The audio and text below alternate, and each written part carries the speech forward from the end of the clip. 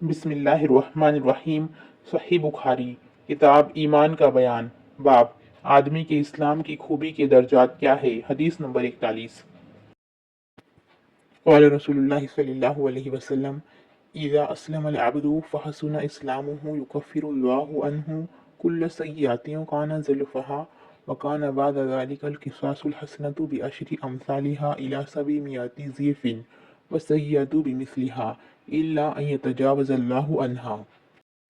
ترجمہ: رسول اللہ صلی اللہ علیہ وسلم نے یہ ارشاد فرمایا کہ جب ایک بندہ مسلمان ہو جائے اور اس کا اسلام عمدہ ہو، یقین و خلوص کے ساتھ ہو، تو اللہ اس کے گناہ کو جو اس نے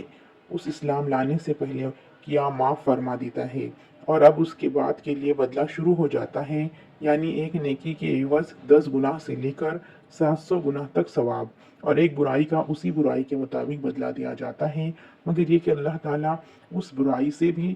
درگزر کر دے اور اسے بھی معاف فرما دے، یہ بھی اس کے لیے آسان ہے۔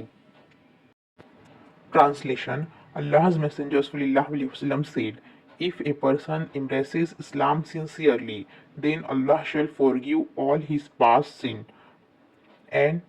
after that starts the settlement of accounts. The reward of his good deed will be 10 times to 700 times for each good deed, and one evil deed will be recorded as it is unless Allah forgives it."